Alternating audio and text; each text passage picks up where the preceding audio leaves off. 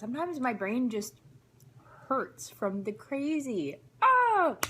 So yeah, I wanted to do a video for a few reasons. Public service announcement and, you know, upcoming kind of things, basically.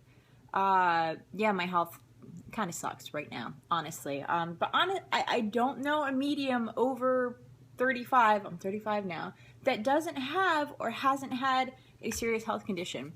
In fact, I find more and more the older mediums that I know who are independent, you know, self-reliant, just strong, amazing Amazon women, get lumped down with something, whether it's a broken bone, whether it's hip surgery, whether it's something. I find mediums are affected because they're supposed to be told to slow down and learn to depend on other people and ask for help. And so I kind of am taking that attitude towards what's going on with me. So there's that. Yay. See, this is totally related to the psychic thing. Go with it. So yeah, I was finally diagnosed with endometriosis, and for the gentlemen, you may want to skip this video unless you know somebody with endometriosis or you'd like to learn more. It is a female condition. Only females can have it because it affects the uterus. Fantastic. And typically what they used to think was that women were just born with this. Your uterus just produces more uterine lining, and it's painful. It sucks. There's not much you can do about it, and it is a lifelong condition. However, if you were not born with it, what they're saying now is if you have a trauma.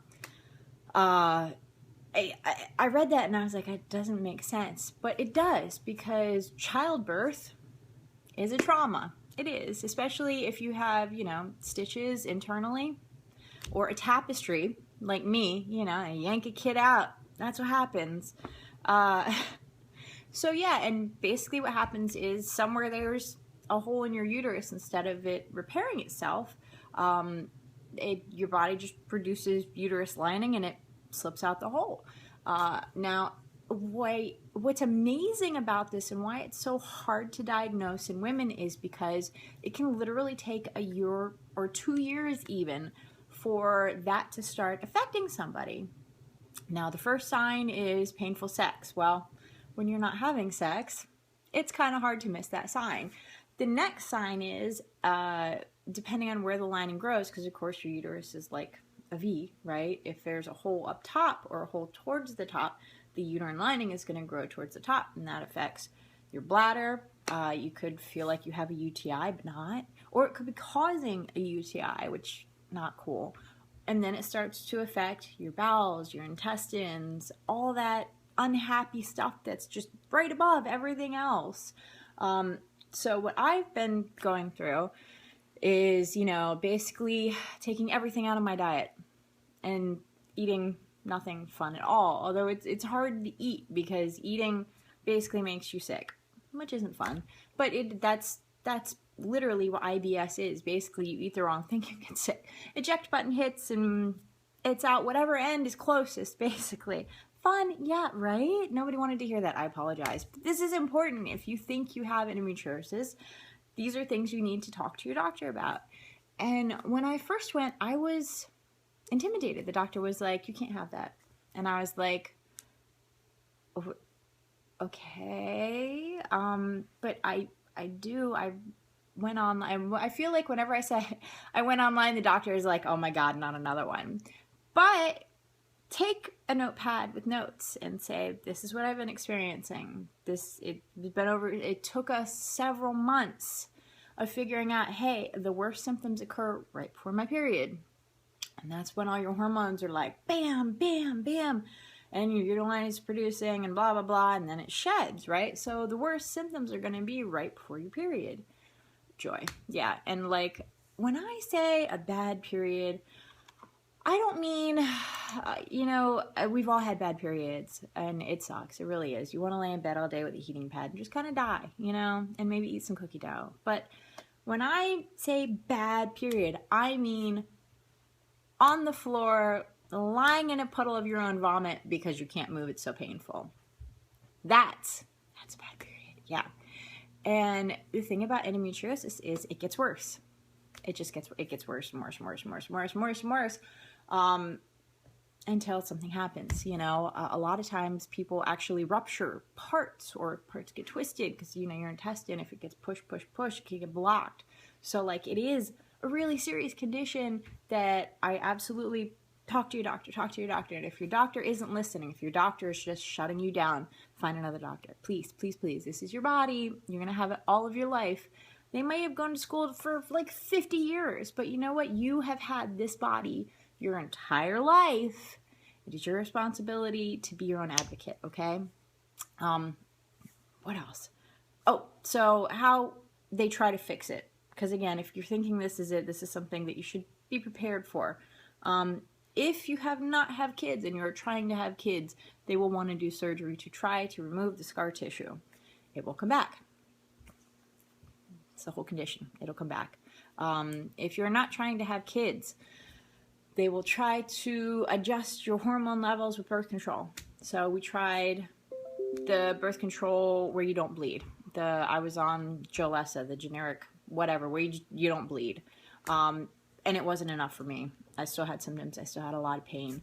So I got stuck with the Mirena, which is the little cross device they stick on up your uterus, which was about as painful as a kid coming out. It very painful. I'm not even uncomfortable. Painful. So be prepared. Yay. And at this point, I seem to be okay, but I haven't even had it for a month. So I'm waiting. But the side effects of that are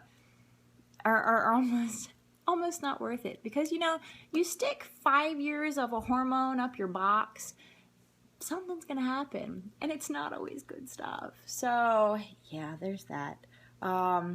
So that's, you know, I'm trying that for 3 to 6 months, and if it becomes unbearable, they take it out and surgery. Basically, if you have kids and you're not trying to have kids, they take it all. You have a hysterectomy. Of course, the bad side to that is, of course, you go through menopause, early onset menopause, whatever, because obviously they want to get the hormones out of the body. But the other important part that the doctors very, very rarely mention is that for whatever reason, if your body is producing this lining, basically it's a mutation of your cells and your body's like, bam, messed up. Another big thing that affects women that have endometriosis is cancer, which is why, if nothing else is working, they're going to jump right to the hysterectomy, because they don't want you to get it, obviously. And if you're not using your ovaries for anything, take them out. Happy days. So yeah, the funny thing is, it's not always just your ovaries though. So once you're diagnosed with this condition, you basically become a high-risk case, right? So they want you to go get the mammograms, get checked up once a year, twice a year even, you know, you're in charge of looking for lumps, which sucks because one of the side effects of the Mirena is lumps. Don't even ask. Google it if you dare. If you dare. Not cool, by the way. Not cool. So yes, it sucks, but it's a thing. And I know how I die, and this isn't it, so it's not such a big deal to me. It's just another thing to get through. You know, the C word, cancer, used to be a death sentence. Like, that was it. You're done. You know, you got 6 months, kiss your family, and make some plans, go on vacation, and boom, you're dead. This day and age, whatever, you go through chemo, you go through the cannabis oil stuff, and you survive, and you're a survivor. So, you know, instead of donating to pink things, find a cure. Yeah, if I get cancer, screw that. I want a cure. I want a cure for all cancers, not just breast cancer, not just ovarian cancer, all cancers. And I wish that they would take a look at this women's condition, because whatever this is has a big thing to do with the mutation too. So, hey, pay attention, scientists. Pay attention. So if you've been diagnosed with endometriosis or think you might have endometriosis, please do some research online. There's some really good sites.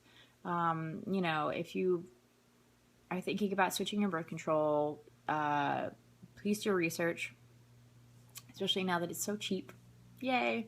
And talk to your doctor. Talk to your doctor. And if your doctor will not listen, find another doctor. Okay? I know that sucks, but it's the truth, you know? And I had to bring information into my doctor because they're like, that doesn't affect women. And I'm like, it does. It does. See, brought stuff. This is what happens. And she did. She read up on it and she got back to me and she's like, okay, here's our plan of action. And that's what it should be. Okay. I love you guys. So yeah, it sucks. It sucks right now. Hopefully I won't have to have surgery. That's the end goal. I don't want surgery. I'm kind of connected to my ovaries. So yeah. But you know, for the holidays, I'm probably going to slow down. I have a lot more experiment videos that I want to do, but I need more hands. So I'm hoping to pick those up after the holidays. I have conned a few friends into helping me. So I look forward to that. And if you have any suggestions of videos that you want to watch, or if you have any questions about endometriosis, I could send you some websites, good stuff. So I love you guys. Have a wonderful day. I'll talk to you soon. Bye. I totally forgot the thing I was going to say. They call this one of those invisible killers because on the outside, I look fine. In fact, people keep congratulating me for losing weight, which is not healthy for me. It's actually really, really frustrating for me, the fact that other people can tell that I'm losing weight because I can't keep it on, you know? And it's frustrating. It's very frustrating. And the more that we have open conversations about these things, I think the better off we are. You know, it's not a big deal to me. I have good days. I have bad days. I have days that I don't want to get out of bed, and I have days that I'm excited to go to Muay Thai. And I have days that I haven't eaten well because I haven't been able to eat, and I'm just dead. I'm exhausted. I'm sore. I hurt everywhere, and it's a lot for me. So if you know someone that has a quiet disease, not even an invisible disease, a quiet disease, because, you know, for 2.5 weeks out of the month, I'm fine. I feel relatively normal. You know, I've been eating better. I've been drinking more water, drinking less soda, and that's been really good for me. But on the other hand, I don't fit into most of my pants anymore, which again, frustrating because I'm not buying a new wardrobe. But I can't really say anything. Like it's hard. We went to dinner and, it turns out the pasta came with a spicy fettuccine sauce, which they did not specify on the menu. And, you know, I realized it and I'm like, I can't have anything spicy. It completely sets off everything. So I didn't eat much. And the waiter was like, is something wrong with your meal? Blah, blah, blah. I'm like, no, it's fine. It's really good. I'd really love to eat all of this, but yeah, I can't. So I'll pass it on to somebody else in the house who can eat it. It's just one of those weird things. I kind of feel like it's being like a vegan or diabetic. Well, you know, you don't get a choice, you know, you have to watch what you eat. You have to be more cautious. And there are a lot of times where I don't eat large quantities. So I will eat a small quantity and everyone's like, God, are you turning anorexic? And it's like, no, I just really don't feel like pooping myself today. So yeah, I just kind of got to go with it. Man, I tell you what, anyone with IBS, I feel for you. Seriously, the Crohn's disease, which is like, you know, worst case IBS, I get it. I totally get it. And again, it's one of those things where no one would know unless you said something, or someone that hangs out with you enough to notice, hey, you know, this person doesn't eat anything spicy. They don't eat anything with garlic. They don't eat anything with, you know, certain particular things. They don't eat gluten, perhaps. You know, that's their trigger. It's just one of those things. And I wish that we could say, you know, I'm not going to be like, I can't have that because I have IBS and it's spicy. I may say, you know, it didn't say it had the spicy sauce on the menu. Could I switch it out for something else? Or maybe just get a small salad, you know, get a soup, something. But it's definitely been interesting for the people around me who are kind of like, you know, what's going on with you? Why aren't you eating? Because I love to eat, and that's what I miss the most. I miss eating, especially during this season, you know.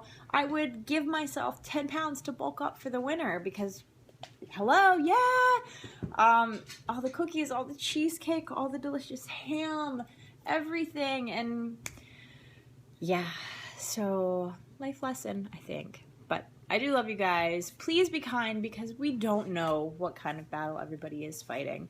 And, you know, if someone says that they're handicapped, it may not be in a way that we expect them to be handicapped. So please be loving and respectful, not only this holiday season, but throughout the year. And I can't wait to talk to everyone about 2016, so be good.